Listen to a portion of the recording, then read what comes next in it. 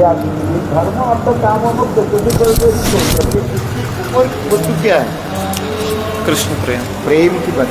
ये श्रीमद् भागवत की प्रतिपाद्य विषय जो है वास्तव में कृष्ण प्रेम, और वही प्रेम की विशेष वैशिष्ट कार्य क्या? राधा प्रेम की स्थापित करना, जो कहाँ कहाँ पर धीरे धीरे जीते जा रहे। और जो राधा प्रेम प्राप्ति करने के लिए ब्रह्मा आदि बड़े बड़े देवता लोग भी ललायित हो रहे हैं, क्योंकि ये दुर्लभ वस्तु है। तो ये बस इसलिए पहले श्लोक थे, द्वितीय श्लोक और तृतीय श्लोक में कह रहे हैं ये निगम कल्पतरुर गलित फलं सुख ना। सेकंड श्लोक में क्या बोले? धर्म प्रजित कोइतो अत्र कर्म निर्मसनम सतम वेदो वास्तव अत्र तापत्रय उन्मूलम श्रीमद् भागवत महामुनि कृते किंवा परिर ईश्वर श्रद्धो हृदय अवरुद्धते कृतिवी शुश्रूभि तत्क्षणात्। कितना सुंदर बताते जा रहे हैं। ये श्रीमद् भागवत में कह रहे हैं, ये यहाँ पर 3 बार अत्र कहते जा रहे हैं। कितने बार बोले? 3 बार कहा गया। यही श्रीमद् भागवत है, ये श्रीमद् भागवत में, ये श्रीमद् भागवत है। ये क्या बोले? धर्म प्रजित कोइतव, कोइतव धर्म के किसी प्रकार जो है यहाँ पर स्थापित नहीं कर रहे हैं। कोइतव शब्द का अर्थ क्या है? कपटता। जीवों की अनेक प्रकार की कपटता कहा गया, छल कपट जो है। किंतु सबसे अत्यंत निकृष्ट कपटता क्या है? तार मध्य मुक्तिवांछा कोइतो प्रधान जाहिते कृष्ण भक्ति और अंतर्ध्यान। मुक्ति की इच्छा जो है सबसे बड़ी, ये सबसे बड़े कपटता है, छल कपट हो जाए। मुक्ति के वासना जीव के आइए प्रभु जी आइए राम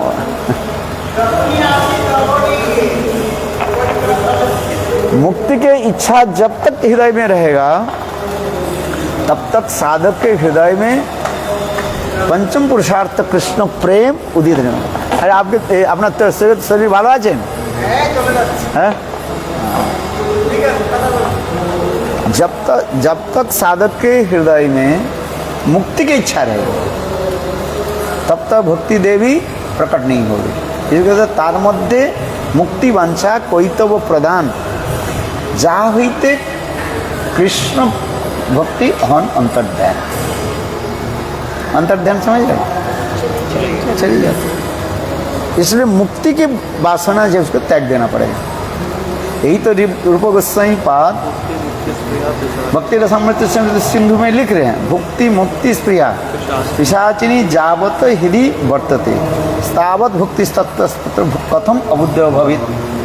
भुक्ति मुक्ति स्प्रिया, स्प्रिया माने इच्छा वासना। ये जो मुक्ति के ये जो वासना जो है ये वासना रूपी क्या है? पिशाचिनी। मुक्ति के पिशाचिनी नहीं कर रहे। पिशाचिनी कौन सा है? जीव के जो इच्छा है। इसलिए इच्छा रूपी पिशाचिनी साधक के हृदय में जब तक रहेगी तब तक भक्ति देवी उदित नहीं होगा। किंतु यहाँ पर भागवत में करे कौन सा इच्छा रहने पर भक्ति देवी अंतर्ध्यान हो जाती है? मुक्ति की इच्छा। मुक्ति की इच्छा रहे तो वो नहीं होगा। अच्छा, यही तो वल्लभाचार्य रूप गोस्वामी पाद की ग्रंथ की जो एडिट करना चाहते थे, तो वल्लभाचार्य कह रहे हैं ये मुक्ति के लिए कितने बड़े बड़े लोग तपस्या आदि करते रहते हैं, और मुक्ति की आप कह रहे पिशाची नहीं कर रहे। जीव गोस्वामी पाद ने क्या बोले? बोले मुक्ति के नहीं कर रहे, मुक्ति इच्छा स्प्रिया। जीव की संसार में वासना के कारण क्या है? इस संसार में बंधन के कारण क्या है? वासना है। वासना इच्छा है। इसलिए तो संसार में जीव पड़े हुए हैं। आप इसके समझने के लिए प्रयास करो इस संसार में जीव विवाह आदि करके घर संसार आदि बनाते हैं, पुत्र संतान आदि प्राप्ति करना चाहते हैं। किस लिए चाहते हैं बता? अपने सुख के लिए। अपने सुख के लिए ही होता है वो, है और कुछ नहीं है उसमें। आत्मेंद्र प्रतिवांछा रह जाता है। और जहाँ पर आत्मेंद्र प्रतिवांछा रहता है वो प्रेम वहीं पर नहीं रहता है, उसको क्या कहते हैं? काम कहा जाता है। और जहाँ पर काम होता है तहाँ पर राम माया कहाँ, क्या बोले? राम नहीं होता। राम नहीं होगा, है? जहाँ काम तहाँ नहीं राम। और काम और राम एक साथ में नहीं रह सकते हैं, इसलिए कहते हैं प्रेम सूर्य सम, काम अंधकार। प्रेम सूर्य के साथ तुलना दे रहे हैं, और काम किसके साथ तुलना देता है? अंधकार के साथ, है? तो रोबी रजनी कबू न है एक ठाम, है? सूर्य और अंधकार एक साथ में नहीं रहे। तो उसी प्रकार ये जो हमारे हृदय में जो है, जो वासना जो है, यही वासना जीव के बंधन के कारण हो जाता है, और कुछ कारण नहीं है। ये वासना समझ गया, उससे आसक्ति पैदा होता है। उसे धर्म अर्थ काम मोक्ष मुक्ति जो है यही जीव क्या करते हैं, जीवों की आगे बढ़ा नहीं जा सकते, आगे जा नहीं सकते। इसलिए कह रहे धर्म प्रज्जित कोई तो वो अत्र में यह श्रीमद् भागवत में है, जो कुछ भी बताते जा रहे हैं मुक्ति के निरसन कर रहे हैं। अर्थात धर्म अर्थ काम मोक्ष मुक्ति, इसके हमें नहीं चाहिए। जब मुक्ति के ऊपर जो पंचम पुरुषार्थ जो है कृष्ण प्रेम की प्रतिष्ठित करना, ये श्रीमद् भागवत की उद्देश्य है। समझ में यही तो कहा दिया। तो ये श्रीमद् भागवत में ये समझते एक एक करके बता रहे हैं। फिर तृतीय श्लोक में कह रहे हैं ये श्रीमद् भागवत है क्या चीज? ये फलश्रुति है, ये फलश्रुति बता रहे हैं। ये श्रीमद् भागवत श्रवण करने से हमें क्या फल प्राप्ति होगा, है? क्या फल होगा? कृष्ण प्रेम। ये कहते हैं निगम कल्प तरुर गलित फलम सुख मुखाद अमृत ध्रुव संयुतम दीवत भागवत रस मालम मुहुरो रसिका भोगी भावुक। ये बता रहा है इसका आस्वादन कौन करता है? रसिक और अरे आस्वादन तो कर दो, प्राप्ति तो हो तब तो आस्वादन करेंगे। फल आपको दिया नहीं मिला तो आस्वादन कौन करे? वही तो बता रहे हैं। आप जो बता रहे हैं उसको तो एक ही श्लोक में तो तात्पर्य क्या बता रहे हैं? आपकी आम दिया गया है, आम ही आया नहीं, आस्वादन कैसे करोगे? आम तो आया ना, फिर आस्वादन करो। है निगम कल्प तरुर गलित फलम, ये श्रीमद् भागवत इस श्लोक में दो चरण हो रहे हैं। निगम ने वेद रूपी कल्प वृक्ष की प्रपक्व फल क्या है? ये श्रीमद् भागवत है। और ये प्रपक्व जो फल जो है कैसे हमारे पास प्राप्ति हुई उसके लिए बता रहे हैं। और ये तीसरी क्या बता रहे हैं? इसका आस्वादन कौन कर रहे हैं? कौन कर रहे हैं? रसिक और भूमि भावुका, रसिक और भावुक। अच्छा ये तो पता है, कितने बार भागवत सुना तो। हाँ वेद रूपी, वेद के कल्पतरु है निगम माने वेद है। निगम कल्पतरुर फल इदम, इसे वेद रूपी कल्प वृक्ष। वेद में सब कुछ लिखा गया, कर्म क्या बोले, कर्म मार्ग, ज्ञान मार्ग, भक्ति मार्ग, सारी कुछ बताया गया है। वेद में सब कुछ बताया गया है। जो जैसे अधिकारी है उस अधिकार के अनुसार वो रसद वो ग्रहण कर रहे हैं। वेद में दो प्रकार, एक उपासना कांड और एक अरे कितने बार बोला भूल जाता। एक उपासना कांड देखा है, हाँ, एक मंत्र देव देवियों की उपासना दिखा गया है। वेदों में भी देव देवियों की उपासना दिखा गया। कर्म कांड, ज्ञान कांड और भक्ति कांड, वेदों में तीन भाग दिखाए गए। कर्म कांड, ज्ञान कांड और आइए कर्म कांड, ज्ञान कांड और भक्ति कांड। कर्म में रुचि रखने वाले व्यक्ति को कर्म के लिए उत्साहित करें, ज्ञान में रुचि रखने वाले ज्ञानियों की उत्साहित करें, और भक्ति में रुचि रखने वाले व्यक्ति को भक्ति में उसके काफी उत्साह दे है। किंतु कर्म, आइए बोलो, कर्म कांड और ज्ञान कांड जो है ये इसको छोड़ना पड़ता है, ऊपर की भाग, बाहर की भाग है। इसलिए हमारे नौत वो करें ना, नौतम दास जो करे, कर्मकांड ज्ञान कांड केवल विषेर भाण्ड अमृत बलिया जे खाए, कदर्य भक्षण करे नाना जानी भ्रमी मरे, ता सही जीवेर है अधपात। कर्मकांड ज्ञान कांड की तरह क्या होता है, जी वो इस संसार में बंधन हो जाता है। अब तो के लिए एक चेयर दे दो। अरे नहीं, मेरे कमरे में तो एक चेयर है। आओ, कर्म कांड ज्ञान कांड के द्वारा जीव माया में फंसे रहता है। नहीं, इस श्लोक का अर्थ क्या है? जब आप बताते महाप्रभु अगर कर्म कांड और ज्ञान कांड में जाओगे तो क्या होगा? कर्म कांड ये करे, कर्म कांड ज्ञान कांड सकली विषेर भाण्ड। विषेर भाण्ड, विष समझते हो कि पॉइजन, ये विषेर विष के मानो ये ये है भाण्ड, भाण्ड बने मटका जिसमें विष रखा गया। कर्म कांड ज्ञान कांड केवल विषेर भाण्ड अमृत बोलिया जी खाए, वो इसके अमृत मान करके उसके पिए, उसको क्या है कदर्य भक्षण करे नाना जनी भ्रमी मरे। कर्म कांड ज्ञान कांड के द्वारा जीव इस संसार में बार बार भ्रमण करते रहते हैं। जीव की संसार में आने जाने के कारण क्या होता है, ये कर्म कांड ज्ञान कांड के द्वारा। इसलिए कर्म कांड ज्ञान कांड केवल विषेर भाण्ड अमृत बलिया जे खाए, नाना जनी भ्रमी मरे। उससे नाना अनेकों जन्म यहाँ पर भ्रमण करना पड़ता है और दुख आदि भोग करते रहते हैं।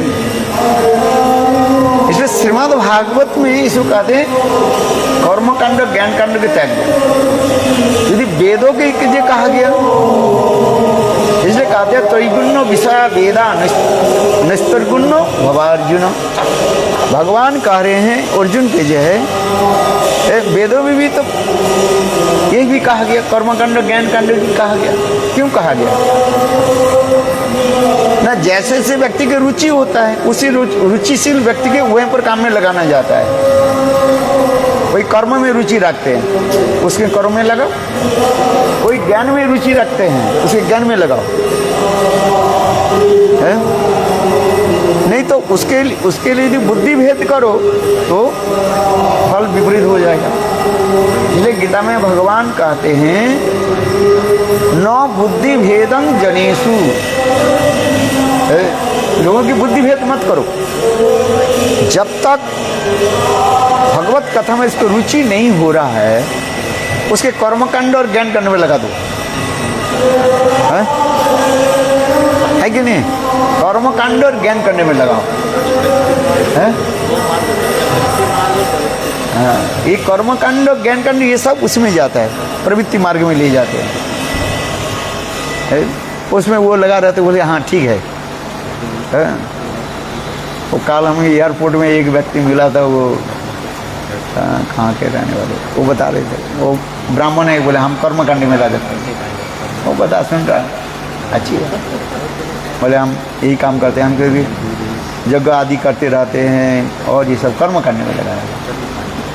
वेदों की उसी में स्थान पर रहते हैं। आज समझे, देव देवी के उपासना आदि करना है, उपासना कांड जिसको कहा जाता है, और उसके अच्छा लगता है। किंतु इसके देव देवी की उपासना के द्वारा उसके क्या होता है? इस संसार में बंधन है? जितने देव देवी के पूजा आदि करोगे वो देव देवी तुम्हें इस संसार में बंद करके रख देंगे, घर में सारे रख दो, बंधन होती जाएगी, वो दुख कष्ट होगा।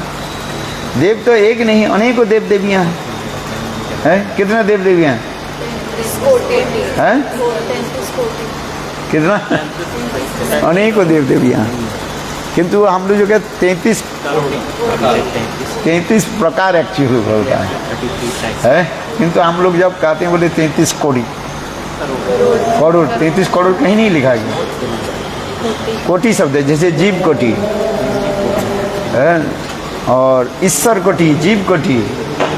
कोटि शब्द कहते श्रेणी, विभाग है, अर्थात 33 प्रकार की कहा गया है। जैसे मिनिस्टर होता है, मिनिस्टर भी अनेक प्रकार मिनिस्टर होता है। कोई कैबिनेट मिनिस्टर होता है, कोई केंद्रीय मिनिस्टर होता है, कोई राज्य मिनिस्टर होता है। सब मिनिस्टर करने से एक ही शब्द होता रहता है, तो हमें पूछना पड़ता है भाई कौन सा मिनिस्टर है? एक होता है कि राज्य की जो है मिनिस्टर होता है, और एक होता है केंद्रीय सरकार की मिनिस्टर होता है। तो फिर होता है कोई फाइनेंशियल मिनिस्टर होता है, और कोई दूसरी होम मिनिस्टर, अलग अलग। तो ठीक उसी प्रकार यहाँ पर जो देव देवियों के जो कोटि शब्द के अर्थ होता है श्रेणी, प्रकार है। वो जैसे उदाहरण के लिए जीव कोटि ब्रह्मा, और एक होता है ईश्वर कोटि ब्रह्मा है। जीव कोटि ब्रह्मा के क्या नाम है? अरे सब बोल गया, वही राज ब्रह्मा। और ईश्वर कोटि ब्रह्मा के क्या कहा जाता है? तो सब भूल जाते हो तो क्या है? भूल गया कि नहीं? हाँ, भूलो मत। तो अनेकों देव देवियां है। ये देव देवियां इसलिए वेदों में जो लिखा गया, देव देवी के उपासना जो है वो समस्त ब्राह्मण के लगा दिया गया है। देव देवी की उपासना करो, एक्चुअली उसे क्या है, वंचना करते जा रहे हैं। भागवत में ये समस्त क्या निरसन कर रहे हैं, सबके छोड़ो। अर्थात धर्म, अर्थ, काम, मोक्ष, मुक्ति हमारे प्रतिपाद्य विषय नहीं है। प्रतिपाद्य विषय क्या है? विषय वस्तु कृष्ण प्रेम, राधा प्रेम, गोपी प्रेम। इसको करना पहले कृष्ण की ही सर्वोत्तमता प्रतिष्ठित करके और उसके प्रेम की लिए आगे हम व्यक्त करना है। इसलिए प्रथम 3 श्लोक जो है इसमें ये दिखाते जा रहे हैं। तो ये समस्त भागवत में सब वर्णन किया गया है। तो जो रूप गोस्वामी जी ने बोला मुक्ति मुक्ति स्पृहा पिशाच, अगर वो स्पृहा ना बोलते, मुक्ति मुक्ति पिशाचनी बोलते तो उसका अर्थ अलग ही होता है। अगर वो खाली मुक्ति मुक्ति पिशाचनी बोलते तो उसका अर्थ गलत होता, अलग हो जाता है। भुक्ति मुक्ति स्पृहा, ये जो इच्छा है, यही इच्छा एक पहले समझ, एक इच्छा ही जीव को क्या करते हैं? बंधन करा रही है। और किंतु वल्लभाचार्य उसके अलग ले रहे हैं अर्थ। ये मुक्ति की इच्छा है, किंतु जीव गोस्वामी पाद ने क्या बताया? नहीं, उन्होंने वल्लभाचार्य ने इच्छा नहीं ली, उन्होंने मुक्ति लिया। और वही तो मैं बता रहा हूँ, जीव गोस्वामी पाद इच्छा के ऊपर ही वो करें, इच्छा रूपी पिशाचिनी। और जब वल्लभाचार्य की विचार क्या बोलते जा रहे पहले? मुक्ति पिशाच। मुक्ति पिशाचिनी। किंतु जीव गोस्वामी पाद करे नहीं, ये वासना जीव के इच्छा जो है ये इच्छा की पिशाचिनी के साथ तुलना दे रहे हैं। जिसमें भुक्ति मुक्ति स्पृहा है। स्पृहा में क्या कर देते? जीव को बंधन देते, बंध देते कि नहीं देते है? तो बोलते मुक्ति की भी इच्छा तो पिशाचिनी की तरह है। अगर मुक्ति भी तो पिशाचिनी जो हम भोग कर रहे हैं, तो पिशाचिनी नहीं है। कौन? जो भोग कर रहे हैं, एक तो इच्छा हो गई और एक जब तक इच्छा नहीं है तो भोग वासना नहीं आ रहे। इच्छा ही का क्या करते हैं? उसके भोग वासना करा देते हैं। इच्छा जैसे आम को देखा, देखना खराब नहीं है, किंतु उसकी खाने की इच्छा ही जो है फिर उसको अगली करे दी जाए। आम तो यहाँ पर लगा हुआ है, बहुत सुंदर देखने में, बहुत आम है, किंतु आम की खाने की जो इच्छा जो कर देते हैं है? इच्छा होने के इच्छा जो होते है, वासना जो है वो क्या करते हैं? फिर वो आम तोड़ना शुरू कर देते हैं। बात है ना, फूल देख रहे हैं आप, देखने में बहुत सुंदर फूल खिले हुए हैं। बगीचा में आप गए, देखे अनेक सुंदर फूल खिले हुए हैं। फूल की देखने के लिए मना नहीं कर रहे हैं। उसमें क्या लिखा है? तोड़ना मना लिखा रहता है। हाथ लगाना मना है, वो लिखा है। देखना मना है थोड़ी लिखा है। क्या लिखा है? तोड़ना मना है। हाथ लगाना मना है, यहाँ पर लिखा है। अच्छा, कोई को तोड़ना मना है, आप हाथ लगा दिया तब भी कुछ नहीं करे कोई। लेकिन गुरुदेव इच्छाएं तो आ जाती है ना, क्या कुछ इच्छा? देख के, कुछ भी मतलब ऐसे कुछ अच्छी चीज देख के, या कुछ मतलब ऐसे कोई बात हम नहीं। सोचते नहीं है कि ऐसा करें, लेकिन मन में अरे नहीं, ऐसे थोड़ी होता है। देखने से तो नहीं माना आ जाएगा। देखने भगवान आँख दिया किस लिए? हाँ नहीं, देखा आपने हाँ गुलाब बागीचा, आप ऐसे समझो, आप जो बता रहे हो, लिखा बगीचा में जो है फूल खिले हुए हैं। आप कहीं बगीचा में गए, वो क्या बोले, घूमने के लिए गाड़ी में, उसे लिखा रहता है। क्या लिखा रहा है? डोंट प्लग द फूल तोड़ना मना है। फिर कहीं कहीं ये लिखा रहता है स्पर्श करना मना है। एक तो कहीं लिखा है तोड़ना मना है, और फिर कहीं लिखा है स्पर्श करना मना है। अच्छा, जहाँ पर ये लिखा है तोड़ना मना है, अच्छा हाथ लगे उसमें ऑफेंस नहीं हो रहा है, क्योंकि आपने तोड़ा नहीं। और जहाँ पर लिखा है तोड़ना क्या बोले स्पर्श करना मना है, ऑफेंस, आप हाथ लगा तो उसमें ऑफेंस हो रहा है। देखने से आपकी जो स्प्रिया होगा, ऐसी भी बात नहीं होता है। आज सब चीज देखने से क्या होता है? सब कितने सुंदर घर है, कितने सुंदर वस्तु सब खिले हुए हैं। वो तो देखने से कहीं माना नहीं कर रहे, यही तो कहते जा रहे। ये भुक्ति मुक्ति स्पृहा, ये स्पृहा के ऊपर जीव गोस्वामी पाद इंटेंस दे रहे हैं।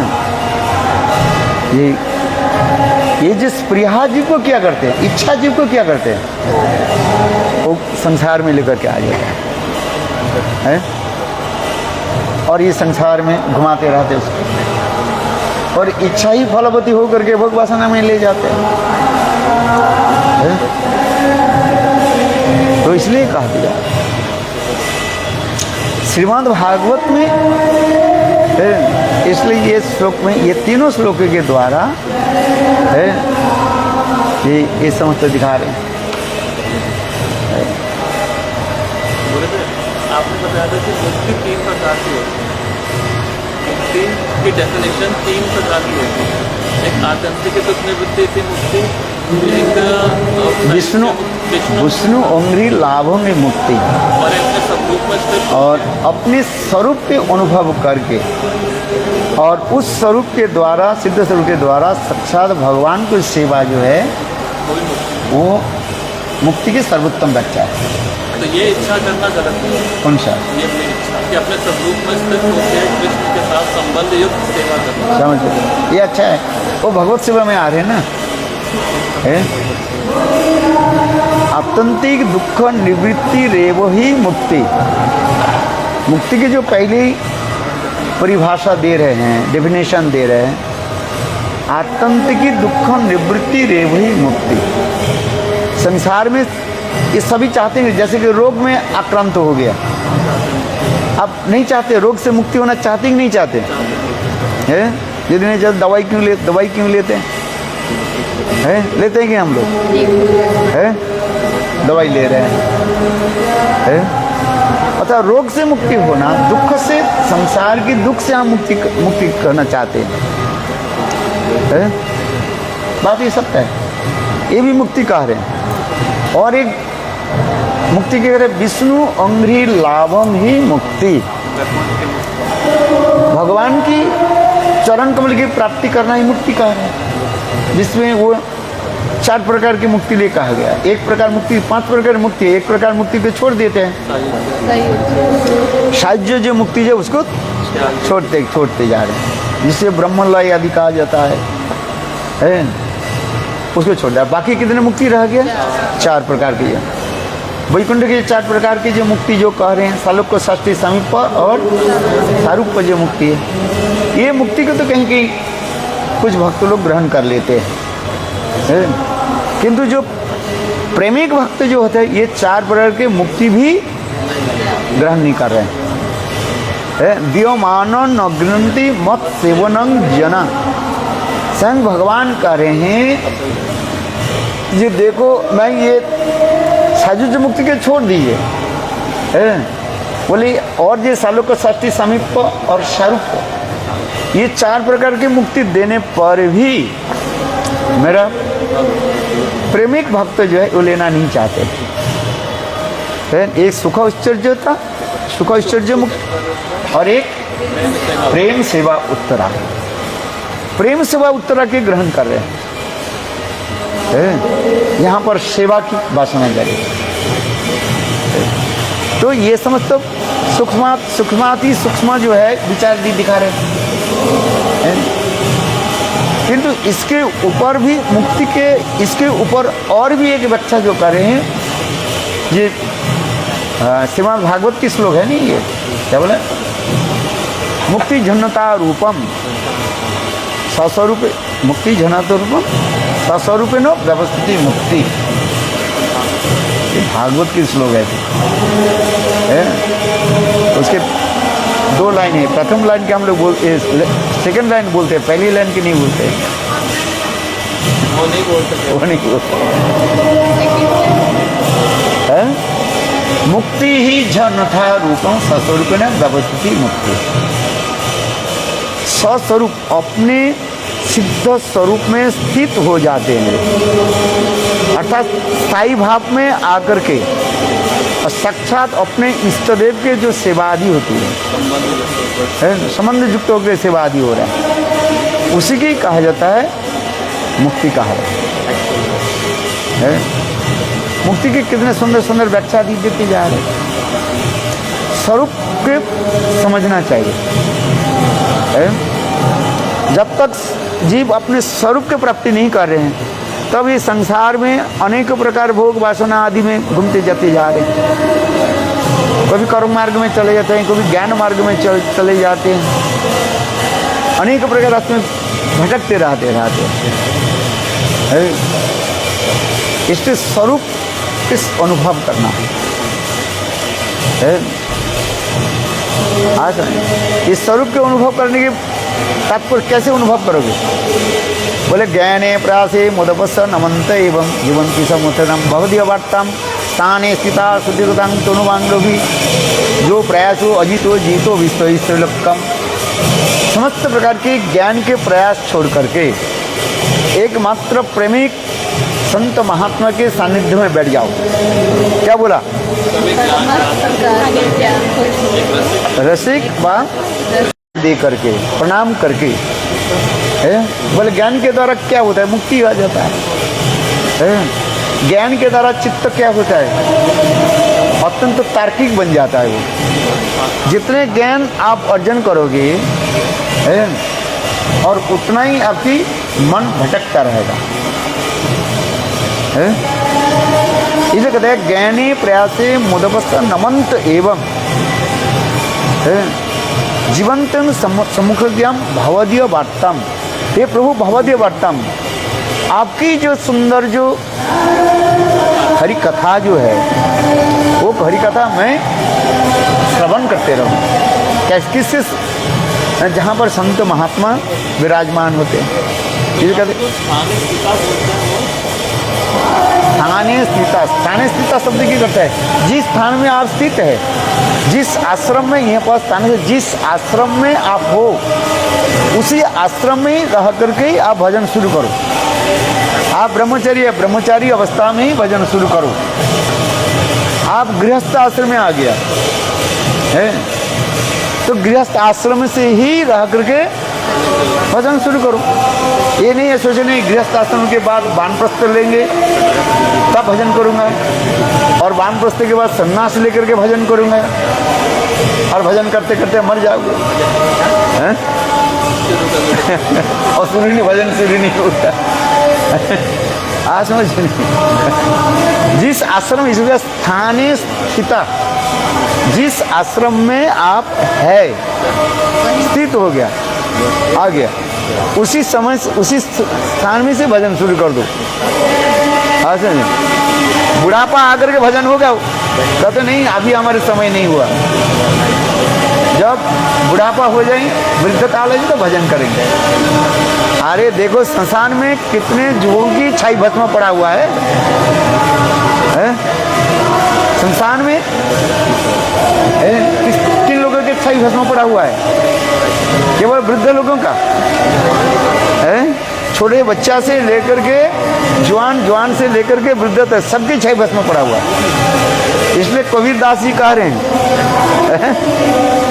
ये देखो शमशान में जो है कितने युवाओं की छाई भस्म पड़ा हुआ है, मैंने कितने युवा लोग मर गया और वो सोच रहे हैं कि मैं वृद्ध होकर के भजन करूँ। अरे वृद्ध होने के पहले तुम मर गए तो फिर भजन कब करोगे? इसलिए ब्रह्मा जी स्तुति में कह रहे हैं स्थाने स्थिता, जिस स्थान पर आप है अर्थात जिस आश्रम में है उसी आश्रम में ही रह करके भजन करो बस।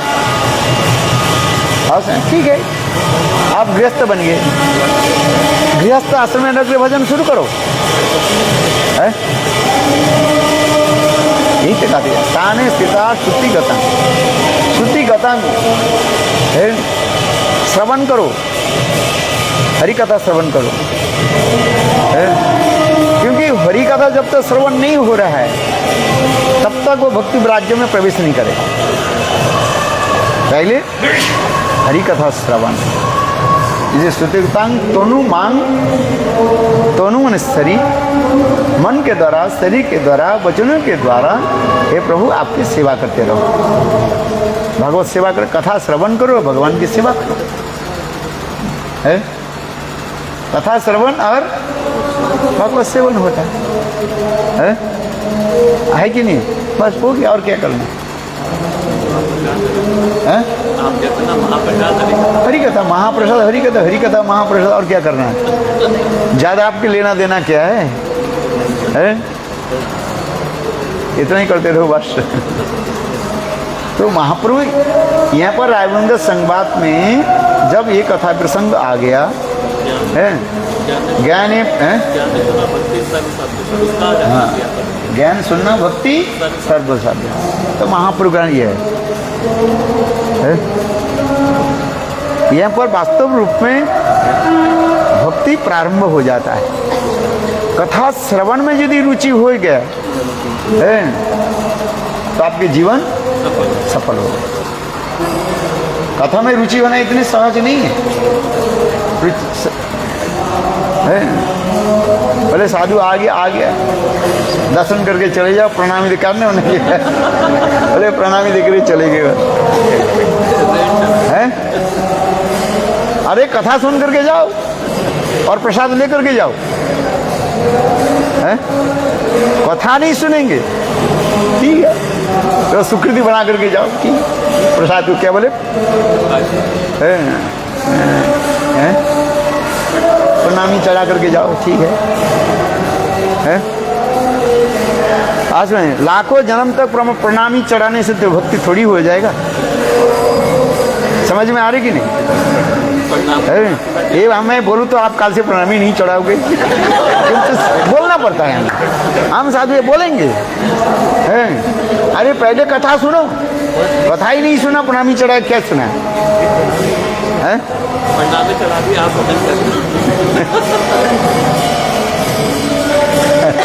और सब ठीक है। हाँ समझ, जहाँ पर भागवत कथा ना ये कथा बोले तो लोग उसकी भागवत करने वाले जो है ना उसके कुछ नहीं मिलेगा फिर। बात ही सही है कि नहीं? इसलिए ये कथा लोग पंडित लोग बिल्कुल नहीं बोलेंगे। बोलेंगे ये तो संत महात्मा बोलेंगे, सच बोलेंगे संत महात्मा है। संत महात्मा जो है ना, जो सच्चा संत महात्मा बोलेंगे बोले भाई प्रणामी बात में चढ़ाना चढ़ा है। पहले कथा सुनो, कथा सुनना पड़ता है। वास्तविक सत्य है। कथा जब तक श्रवण नहीं करोगे तब तो मंगल कैसे होगा? दान व्रत तपो होमो श्रद्धायो, भागवत में कह रहे हैं इसमें दान व्रत तपो श्रद्धा, वेद अध्ययन तपस्या आदि की तरफ भगवत प्राप्ति नहीं होता है। दान देने वाले कितने लोग पड़े हुए हैं? भगवत भक्ति थोड़े टाटा बिरला के और क्या नाम बड़े बड़े हैं, अडानी के अंबानी कितने लोग पड़े हुए हैं। तब लोग भक्ति भगवत भक्ति थोड़ी हो जाता है? उससे नहीं होता। वो केवल थोड़ी सी सुकृति बनता है। सच बोले उसमें सुकृति बनता है। ठीक है उनकी श्रद्धा अच्छा है, हम उसके श्रद्धा की प्रशंसा करते हैं। अहो ठाकुर के तुमने इतने सुंदर रूप में सजाया है, उसे पैसा लगा कि नहीं लगा है? उसके उत्साह बढ़ाने के लिए हम कहते हैं अच्छा है सुंदर वस्त्र लेकर के आओ ठाकुर जी के, उनके लिए कहना पड़ता है। किंतु वो कथा सुनेगी थोड़ी। धनी लोग कथा नहीं सुनते हैं। धनी लोग की प्रशंसा करो और बोले तुम्हारे जितना पैसा यहीं पर ठाकुर के सेवा में, तो हाँ ये ठीक है। बात सही है कि नहीं है? जिसका जैसे अधिकार है उसके अधिकार में लगा दो। अरे मंदिर बनाओ धन तो है, धन किसी काम में लगेगा, मंदिर बनाओ ठीक है। और उसके यदि कह रहे नहीं सब कुछ करना नहीं है, हरि कथा केवल सुनो, वो तो हरि कथा सुनेगा ही नहीं और भी दान भी नहीं देंगे, कुछ नहीं करेगा वो। इसलिए उसमें क्या करो, वो उसके उत्साह लगाओ। किंतु वास्तव सत्य जो है, इसलिए गीत भागवत में ये कह रहे हैं दानो व्रत तपो होमो श्रद्धायो। दान व्रत तप होम, होम समझते हो? हवन आदि जो यज्ञ आदि जो है, इसके तरफ भगवत प्रेम नहीं मिलेगा है। कलियुग में भगवत कथा श्रवण और भगवत सेवा आदि के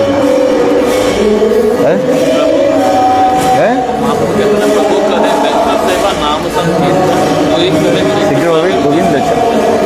इसलिए कथा श्रवण की महिमा बता रहे हैं। तब धीरे धीरे उसकी आत्म तत्व की उन्मोचन होगा, आत्म तत्व की प्रकाश होगा। ये मैं कौन हूँ, हम इस संसार में किस लिए आए हैं? क्योंकि जहाँ सत्य बोले लोग उल्टा समझ पाएंगे। राम मंदिर बनाना अच्छा है, किंतु राम की भजन करना तो पड़ेगा ना। मंदिर बनाने के बाद मंदिर की सेवा करना पड़ेगी नहीं पड़ेगी? भगवत विग्रह स्थापन किया किंतु सेवा नहीं हो तो कैसे होगा? मंदिर बनाना ये अच्छा है, किंतु मंदिर में ठाकुर जी के विग्रह सेवा होनी चाहिए ना। और सेवा भी कैसे? धीरे धीरे भाव सेवा में होनी चाहिए। हमारे गोस्वामी लोग ने क्या किया? बड़े बड़े मंदिर नहीं बनाए, अपनी भजन में मस्त रहा। ठाकुर जी बोले मैं बना लेता हूँ। मदन मोहन बोला कि नहीं बोला? मदन मोहन की कथा हम सुनाते हैं ना। तो मदन मोहन अपने बना लिया, जिसके हृदय में प्रेरणा दिया वही कर दिया। जिसके हृदय में प्रेरणा देते हैं वही करा देते हैं। तो सेठ जी के हृदय में प्रेरणा दे दे, सेठ जी करा दे। मदन मोहन मंदिर बन गया। और सनातन गोस्वामी पाठ किया कि वो मदन मोहन छोड़ करके भजन करना शुरू किया। तो उसी प्रकार भजन करने वाले व्यक्ति जो होते हैं वो आगे धीरे धीरे बढ़ते हैं, किंतु सबके रुचि सब में नहीं रहेगा। जिसके जैसी रुचि उसके लगा, दोष नहीं है। धीरे धीरे धीरे धीरे आगे बढ़ेगा। इसलिए तो चैतन्य महाप्रभु कह रहे हैं यहाँ पर जब है ज्ञाने प्रयासे मदवश्य नमंत एवं जीवंत समुद्रम भवदीय वार्ता ताने स्तुतान श्रुतिकतन तनुमांगनु भी जो प्रयासो अजितो जीतो ओपी स्तई स्तैलकम। भगवान को प्राप्ति करने के लिए उपाय एक ही बता रहे हैं, भगवत कथा श्रवण में रुचि। ये रुचि करने के लिए हमें आगे ये समस्त प्लेटफॉर्म तैयार करना पड़ेगा। मंदिर नहीं हो तो आप कहाँ बैठोगे? भाई कलियुग के लोग सभी क्या चाहते हैं? सुख चाहते हैं। रूप सनातन के भांति एक एक पेड़ के नीचे बैठ करके हरि कथा सुनने वाले कोई है? हाथ उठा करके बताइए सब। ईमानदारी से बोलो। रूप सनातन के भांति पेड़ के नीचे बैठ करके और लंगोटी पहन करके हरि नाम करेंगे, हरि भजन करेंगे, कोई है? कर नहीं पाते। इसलिए क्या चाहिए? अच्छी स्थान चाहिए हमें।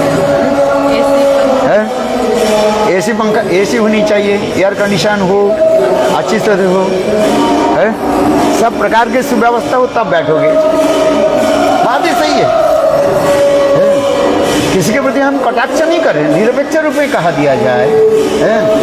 कलियुग के जीवों की यही दशा है। वास्तव में सत्य है।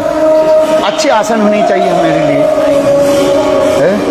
कथा बोलने के लिए सुंदर एक माइक भी होनी चाहिए। सुखदेव गोस्वामी पास हरि कथा बोला, उस समय माइक था क्या? वो तो इतने जोर से बोला, 88,000 ऋषि लोग तो बैठे हुए थे।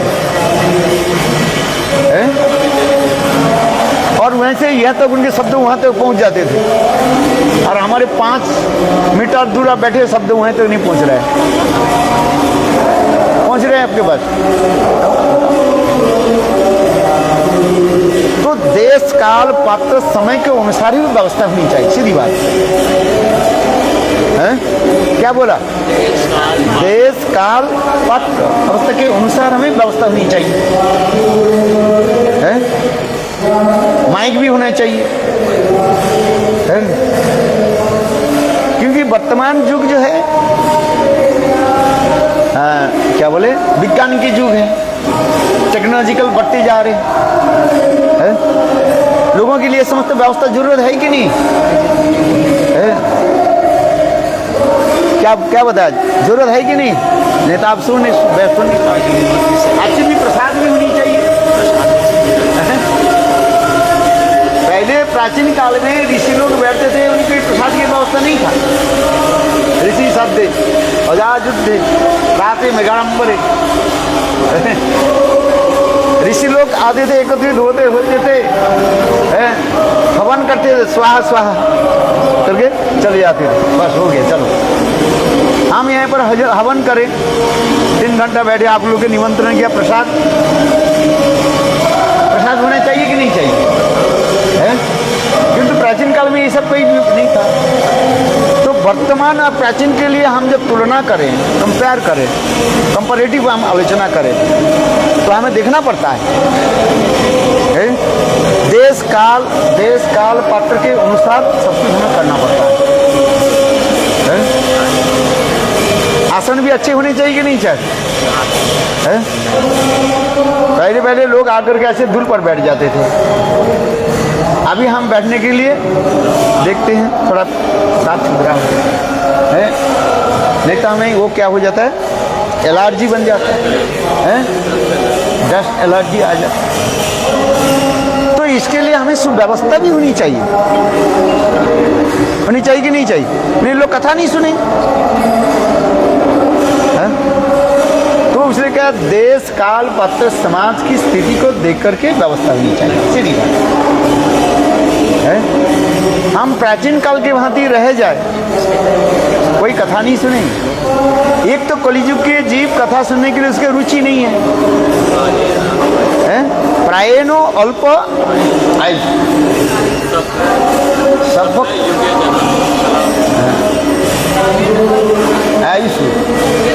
सब कलाज उसमें जुगे जना मंद सुमंद मंद भाग्यो जुगत द्रुपा। यही तो करें। एक तो कलियुग के मनुष्य जो आयु अल्प है, कितना आयु है? 100 साल। वो भी 100 साल के कहाँ जीते हैं लोग? 70, 80, 90 हो गया तो गए, कान में बिल्कुल सुनाई नहीं पड़ेगा, है कि नहीं? और शरीर चलता है नहीं, हस्तम कंपितम, हाथ कंपते रहते हैं, और हाथ में जो लट्ठी वो भी कपना शुरू हो जाता है, पैर खड़े हो नहीं पा जाते, क्योंकि कलियुग के जीव है ये। और अनेक प्रकार रोग शोक व्याधि बीमारी में पड़ा हुए हैं, एक नहीं हजारों रोग लगे हुए हैं। इसके मंद सुमंद, एक तो मंद भाग्य है और सुमंद और भी ये समतल है, और झगड़ा कलह आदि तो लगे हुए ही हैं। घर में झगड़ा है, मन में झगड़ा है कि नहीं? अभी कथा सुन करके घर में जाओ, झगड़ा शुरू हो जाए। बोले इतने समय तक कहाँ थी? बोलेंगे नहीं बोलेंगे? इतने समय तक क्यों बैठी? अरे हाँ, संत महात्मा के पास जाओ, ज़्यादा तक मत बैठो। कितने समय बैठो? 5-10 मिनट बैठो, चलो। ज़्यादा क्या बोले, साधुगिरी मत करो। बोलते कि नहीं बोलते?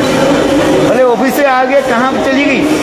बोलेगी नहीं बोलेगी? घर है ज़्यादा भक्ति प्रीति मत करो। एक तो घर से बाहर नहीं जाने नहीं देगी, और गए तो फिर गंजना शुरू। ये संत महात्मा तुम्हारे सब बिगड़ देंगे, ये तो अपने बिगड़े हुए हैं। ये संत महात्मा अपने बिगड़ा हुआ है, सब अपने घर से उजाड़ करके आए हैं, और फिर तुम इसी के पल्ले में पड़ गया, ये भी तुम्हें बिगाड़ देंगे। हाँ ठीक है, जाना चाहिए, कुछ जाते हैं हाँ जाना चाहिए, ज़्यादा समय तक नहीं। जाओ प्रणाम करके बैठो, 2-5 मिनट बैठो, चला। मना नहीं, कोई कहते हैं हम तो मना नहीं कर रहे हैं, किंतु ज़्यादा समय तक बैठो। वो उसके कथा सुनाते हैं, सबरी के कथा सुनाते हैं। सबरी के नाम सुना कि नहीं? जो सबरी जो है पूर्व जन्म में कौन थी? एक महारानी थी वो।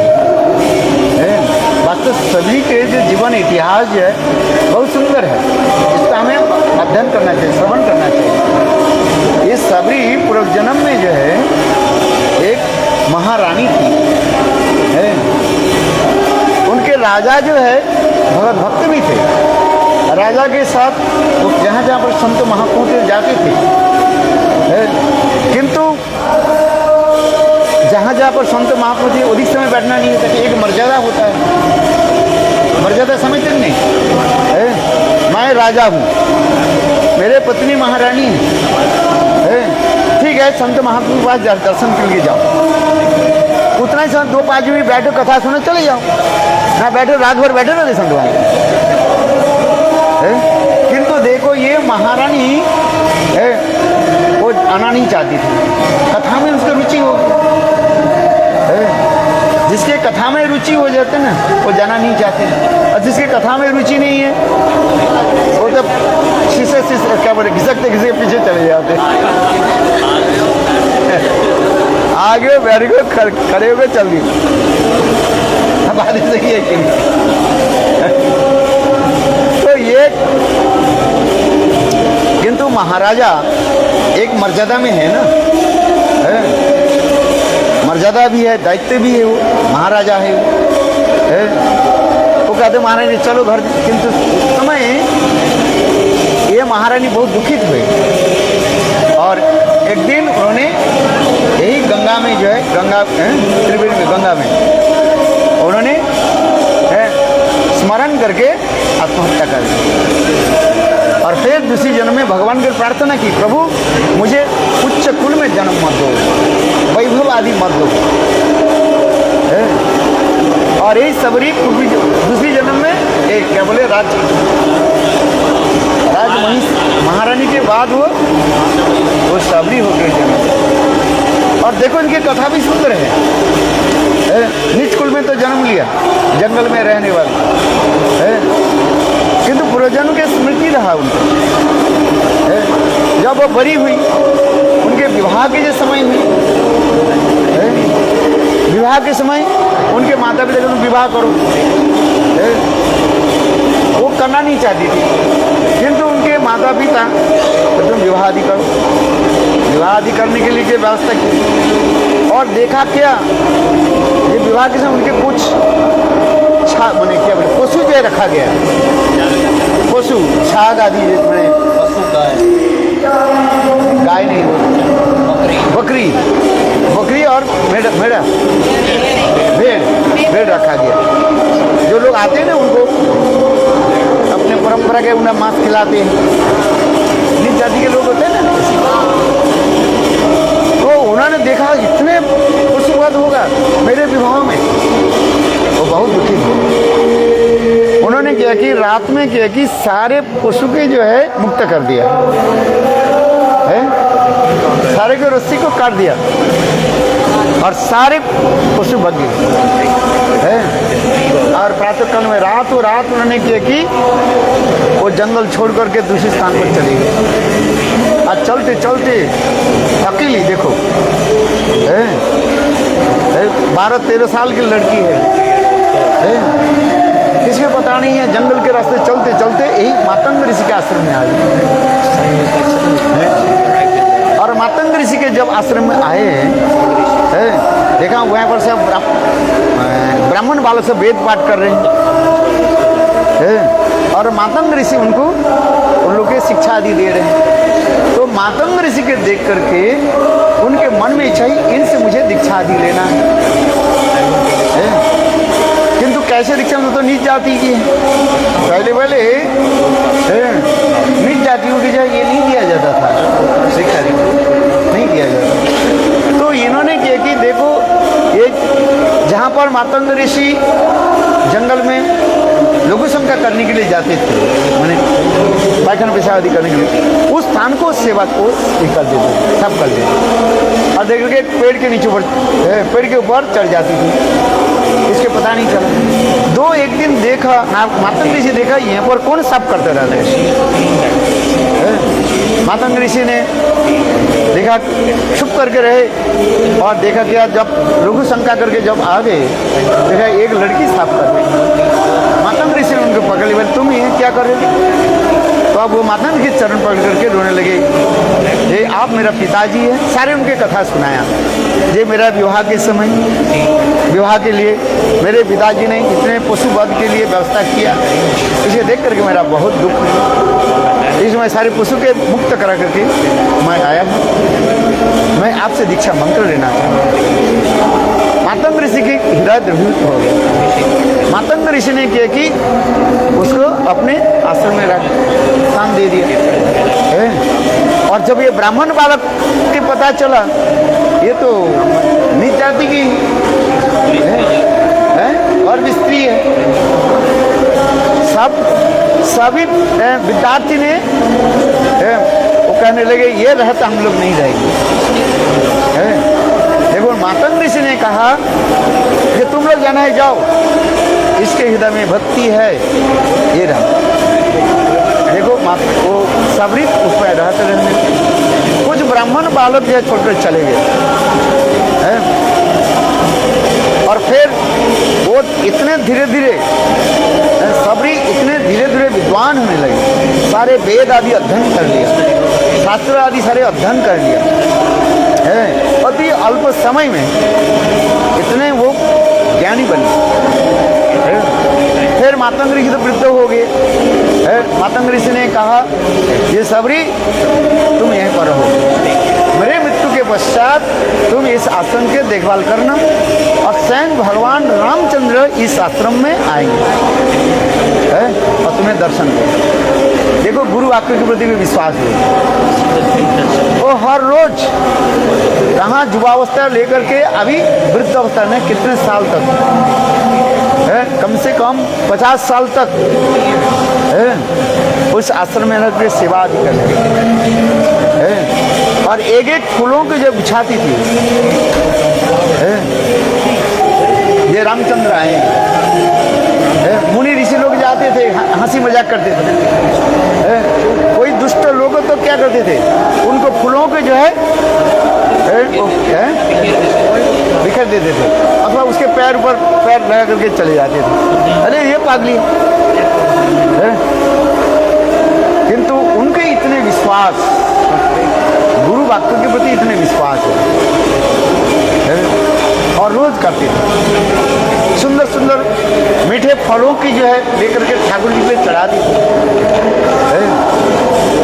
और देखो इसके बाद स्वयं भगवान राम लक्ष्मण आए कि नहीं आए है, जो रामायण में वर्णन किया गया। सीताहरण के पश्चात है और फिर राम लक्ष्मण उस आश्रम में पधारे है।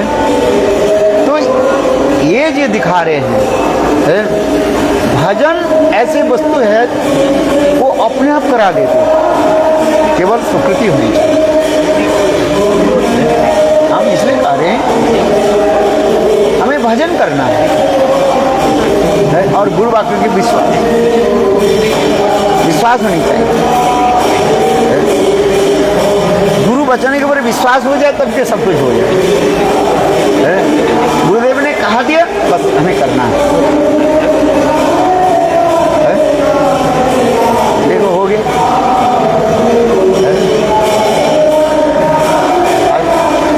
हम इसलिए कर रहे हैं किंतु वर्तमान की स्थिति जो है उसे देश काल पत्र के अनुसार हमें करना पड़ता है, मठ मंदिर बनाना पड़ता है, लोगों के लिए अच्छी तरफ से जो है व्यवस्था सुव्यवस्था करना पड़ता है। नहीं तो कॉलेज में कौन आएगा, मातंग ऋषि क्या बोले सबरी के वहाँ आकर कोई बैठी अनेकों व्यवस्था भी करना पड़ता है तब लोग आएंगे, तब उसके लोगों की इसलिए भजन की व्यवस्था है। किंतु ये व्यवस्था है कि केवल ही जो है भजन नहीं है, ये केवल अनुष्ठानिक मात्र है। क्या बोला, अनुष्ठानिक मात्र है। भजन की परिपाटी जो है वो कथा आदि श्रवण के द्वारा उसकी वस्तु के चिंतन करें, उसके स्मरण करें, लीला आदि चिंतन आदि करें तो धीरे धीरे होगा। रायरमद संवाद में तो यही बताती जा रही है। ज्ञाने प्रयासे मधुवस्त नमस्ते एवं जीवंत्यन समुद्रवर्तम ताने सीतांग स्तुतितांग तनुमांग भी जो प्रयासो अजितो जीतो विस्तृत लक्षण महाप्रभु कहते यह है आगे कहा, यहाँ पर यह है कार्य। फिर रायरमंद आगे करने लगे है? क्या बोला? भक्ति के जो है एक वैदिक भक्ति, नाना उपचार कीर्तन पूजन आर्त बंधु। भक्ति के दो प्रकार की भक्ति है, एक विधि भक्ति और एक राग भक्ति है। राग भक्ति के लिए क्या बताया? कृष्ण भक्ति रस भावापितामति क्रियतां यदि कुतोपि लभ्यते तत्रापि लौल्यं मूल्यं जन्म कठिन सुकृति लभ्यते। केवल अपने सुकृति के द्वारा वो प्रेम प्राप्ति नहीं हुआ। ब्रज प्रेम प्राप्ति के लिए लोभ रूपी मूल्य के द्वारा खरीद लेना चाहिए, लोभ होना चाहिए है? आज इसे धीरे धीरे दास्य प्रेम, सख्य प्रेम, वात्सल्य प्रेम, माधुर्य प्रेम एक एक करके रायरमंद बताया। महाप्रभु दे यह उत्तम आगे कहो आर। धीरे धीरे कहाँ पहुँच गए? राधा प्रेम में है? राधा प्रेम में पहुँच गए, महाभाव दशा। ये क्रम है, क्रम में हमें चलना पड़ेगा। चित्त निर्मल आदि करके धीरे धीरे आगे बढ़ो है? काम क्रोध आदि के संयत करके दमन करके धीरे धीरे आगे बढ़ना। समझ में? धीरे धीरे बढ़ते धीरे धीरे चले। जो जिस अधिकार में है और उस अधिकार में रह करके आगे बढ़े। ठीक है ना? क्या बोला है? अधिकार के आगे बढ़ाओ है? एक क्लास में रह के केवल एक क्लास में ही रहोगे क्या? क्या करोगे? दूसरी क्लास में जाओ है? तीसरी चौथी क्लास में जाओ है ना? एक क्लास में 10 साल रहोगे।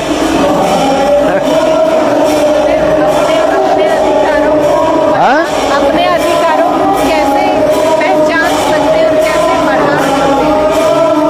भजन करते करते अधिकार बढ़ेगा आपका। हम किस स्तर पे हैं ये हमें कैसे पता चलता है? कैसे पता चलेगा? अपने भजन करते लोग कहाँ तक हो रहे हैं, लोग ही आपके बता देती है। किंतु वास्तव लोग होना चाहिए ना। कथा आदि श्रवण के द्वारा लोभ उत्पन्न होता है। कथा श्रवण ही किया, राधा जी के बारे में श्रवण नहीं किया है? लेकिन वो व्याख्या किया ना, राधा पराव कुल्लित पल्लव बल्लरी के, वो व्याख्या किया था ना। कहाँ बोला था है? राधा तराव पल्लव बल्लरी के। जिस स्थान ऐसे सुंदर जो वृंदावन स्थान है, जो वृंदावन स्थान में स्वयं राधा जी अपने हाथों के द्वारा, हस्त कमल के द्वारा है, जहाँ पर बल्लरी लताओं के, जहाँ पर स्वयं क्या बोलते हैं, लगाते हैं, रोपण करते हैं, लगाते हैं, वह अपूर्व सुंदर वृंदावन सुशोभित हो रहे हैं। जिसको मैं एक लीला बताया था, कथा श्रवण के साथ लीला के स्मरण हो जाता है। राधा पल्लव करारो बल्लरी के, राधा जी के हाथों के द्वारा वह बल्लरी लताएं जो है किसे सुशोभित हो रहे हैं। एक समय ये लीला आदि आ रहे हैं, ये तो प्रबोधानंद सहित एक शब्द में बोल दिया। एक समय श्रीमती राधिका वृंदावन में जो है सुंदर सुंदर लताओं की जो है वो लगा रहे हैं, स्वर्ण लता जो है लगा रहे हैं और उसमें पानी दे रहे हैं। इतने समय कृष्ण पधार आ गए और कृष्ण आने के साथ ही साथ अभी क्या हो रहा है, कृष्ण जब आ गए तो अब उस समय स्वयं राधा जी कह रही है, हे बल्लरी लताएं देखो हमारे प्राणकांत गोविंद वृंदावन में पधार रहे आए हैं, इस उनके अभिवादन करो, वेलकम करो। इसे सुनते ही राधा जी के इंगित प्राप्त मात्र ही वो समस्त लताएं जो है इतने ऊपर उड़ गए और ऐसे सिर झुका करके कृष्ण के जो है अभिवादन करने लगे। देखो राधा जी की हस्त कमल की स्पर्श मात्र से ही वो लता इतने जल्दी बढ़ गई और स्वयं कृष्ण के अभिवादन करने लगे। अभिवादन सुनते वेलकम स्वागत करने लगे। ये समझते लीला उसमें वर्णन है। राधा करावर चरित बल्लरी के वो वृंदावन धाम। हम वृंदावन जाते हैं, ये कहाँ दिखाई पड़ लता कहाँ दिखाई पड़ा भैया? दिखाई पड़ता सब बड़े बड़े बिल्डिंग दिखाई पड़ेगी है, किंतु जो प्रबोधानंद सरस्वती जो वर्णन कर रहे हैं, अहो वो वृंदावन कैसे सुंदर रूप में विराजमान है। राधा करवा पल्लव चित्र वृंद है। जाओ वृंदावन में जाओ है, राधा पदांकितम, अहो ओह वृंदावन धाम राधा जी के चरण कमल के द्वारा कितने सुंदर सुशोभित हो रहे हैं। जहाँ पर जाओगे देखोगे सर्वत्र राधा जी के इतने सुंदर सुंदर चरण चिन्ह आपको दिखाई पड़ेगा है। अच्छा ये लीला इसमें देखो, ये लीला में आ जाएगा। फिर ये तो श्लोक बोल रहे हैं, लीला आ जाएगा। एक समय कृष्ण गोचारण करते करते वृंदावन के ऐसे सुरम्य प्रदेश में आ गए। देखा क्या वृंदावन के धूल में राधा जी के सुंदर चरण कमल पड़े हुए, उन्हें राधे के चरण छाप पड़े हुए। 21 प्रकार चिन्ह है जिस राधा जी के चरण कमल में कितने चिन्ह हैं? 21। और वो चिन्ह के देख करके कृष्ण भाव में डूब गए। कृष्ण विचार करने राधा जी स्वयं यहाँ पर खड़ी हुई और कृष्ण ने किया कि देखो अपने पीताम्बर के लेकर के ऐसे खड़े हुए।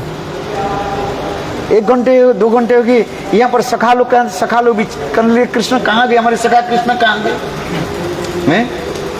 दोपहर के समय था, चिलचिलाती है धूप, जेठ महीने है, अभी नवताप कहा जाता है ना, 9 दिन जो इतने ताप होता है 50 डिग्री तक पहुंचा देते हैं। इतनी कड़ी धूप, चिलचिलाती है धूप, जेठ महीने और चिलचिलाती है धूप। और सखा लोग कृष्ण के लिए बेचारे एक खोजने लगे कृष्ण कहाँ गए। और देखा क्या कृष्ण बिल्कुल एक जमीन पर जो है खड़े हुए हैं, ऐसे पीताम्बर के लेकर, है ना, पीताम्बर के ऐसे छत्र के भांति रखा है, समझ ऐसे ऐसे करके रखा है, हाथ में पीताम्बर के ऐसे खड़े। इतने से मधुमंगल आकर के कन्हैया ये क्या कर रहे हो? अरे जाओ हमारी राधा जी की सिर पर इतने धूप लगेगी, मैं ये छाया करके रखा। ये चरण चिन्ह के देख, राधा जी के चरण चिन्ह के देख करके कृष्ण इतने भाव में विभोर हो गए। ये स्वयं मानो राधा जी ही यहाँ पर खड़े हुए उपस्थित है। देखो कितने सुंदर लीला वर्णन। तो अब मधुमंगल कह रहे नहीं, ये तो कृष्ण राधा जी यहाँ पर विराजमान नहीं है, ये तो उनके चरण चिन्ह। तो इसलिए प्रबोधानंद सरस्वती पाद ये वर्णन करते जा रहे हैं। ओहो वो वृंदावन कैसे मधुर वृंदावन, जिस वृंदावन में सर्वत्र जो है राधा जी के चरण चिन्ह के द्वारा अंकित हो रहा है, सुशोभित हो रहा है। एक एक श्लोक के एक एक अर्थ इतने सुंदर बात है, सारी लीला एक वर्णन है इसमें। कितने वो मधुर वृंदावन पूजत कोकिल हंस सार से गणना किरण मयूराकुली, वह वृंदावन धाम इतने सुशोभित हो रहे। अनेक प्रकार के पक्षी समुदाय जो है कितने सुंदर कलरअप कर रहे, एक आध ध्वनि के द्वारा मुखरित कर रहे। बेन क्या बोलते हैं, वृंदावन सखी भव वितरती कीर्तिं जद देवकी सुत पदार्थ लक्ष्मी गोविंद वेणु उन्मत्त मयूर नित्यम प्रक्षा दिशान्न व्रतान्न समस्त सत्यम। वेणु गीत में आ रहा है। वह वृंदावन धाम कितने सुंदर है। कृष्ण जब बंशी बजाते हैं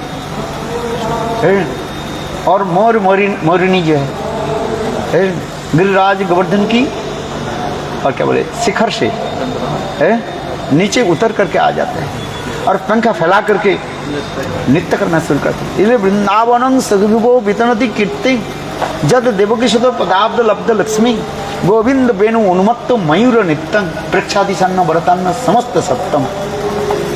समस्त सबकी प्राणी समुदाय के हृदय में किसी सत्विक विकार उत्पन्न करा देते हैं, रोमांच कंपास वैवर्ण आदि करा देते हैं। गोविंद के वेणुध्वनि सुन करके वो वृंदावन इतने सुंदर रूप धारण कर लेते हैं। वृंदावन में हम रहते हैं, वृंदावन की महिमा हम क्या समझ पाते हैं।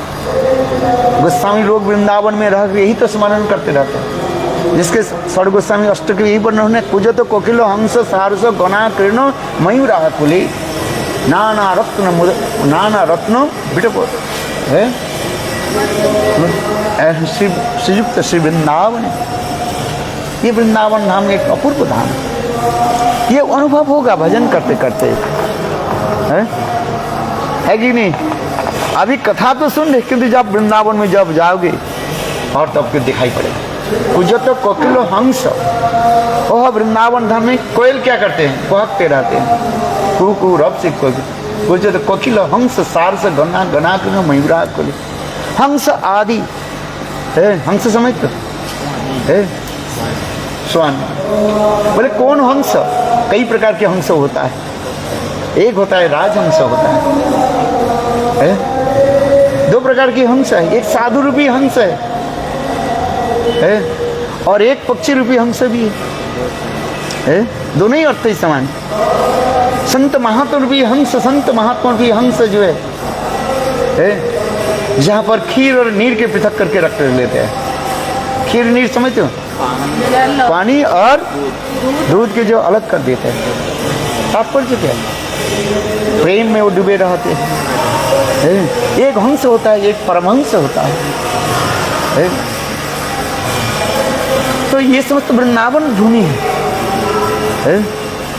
कितने सुंदर वो वृंदावन धाम सुशोभित हो रहे। एक एक श्लोक के आप चिंतन करें, कथा श्रवण करें, आपके हृदय कवित हो जाए।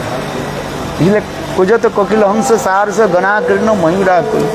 सारस, सारस में एक प्रकार पक्षी होता है जिसके बड़े बड़े क्या होता है, गला होता है ना, गड़े बड़े होता है, गर्दन बड़े है। और सारस दो अर्थ लगा दो। अपने रस में स्थित होकर के जो संत महात्मा राजहंस आदि रहते हैं वो भी सारस। सरस एक होता है सारस और के सरस, समझ में आए, अर्थ ले लो के। सनातन गोस्वामी देखिए कितने सुंदर अर्थ है। एक तो सारस एक पक्षी के बारे में बताया है, और एक सारस अपने रस में स्थित हो करके जो संत महात्मा भजन आदि करते रहते। वृंदावन में रहने वाले कितने संत महात्मा हैं, भजन करते हैं वो लोग, आज चिंतन आदि करते रहते, माधुर्य प्रेम में डूबे रहते। सारस गणा कृष्ण मयूरा कुले नाना रत्न है बिटप वृंदावन। कितने वो वृंदावन धाम में कितने अनेक वर्ग मणि माणिक्यों के द्वारा हीरे जहरत आदि के द्वारा सुशोभित हो। हम अपने आंख में थोड़ी दिखाई पड़ेगा, वो तो सनातन गोस्वामी पद को दिखाई पड़ रहा है। हमें वृंदावन जाते हैं धूल दिखाई पड़ता रहता है, मैला दिखाई पड़ता रहता है। किंतु जो उच्च कोटि के संत महात्मा होते हैं, देखो कितने सुंदर ये वृंदावन मणि मानो कितने खचित होते हैं, रत्न सिंहासन जहाँ पर है। ये भजन जो जितने भजन करते रहते हैं और भजन के द्वारा वो सब दिखाई पड़ता है। इसलिए ये समस्त बंधन होते हैं। प्रेमिक भक्त जो होते हैं ना, प्रेम में मत्त रहता है, एक भी नाम नहीं कर नहीं पाते, एक जपमाला ले लेते हैं, बस एक श्लोक के चिंतन करते हैं, उसमें डूब जाते हैं। वर्षा होने के साथ ही साथ और पेड़ों में वो आ जाता है, क्या बोले, हरी पत्ता आदि हरी भरी हो जाते हैं। ठीक उसी प्रकार गोस्वामी वर्ग की ऐसी था, और इतने सुंदर भाव में डूब जाते थे।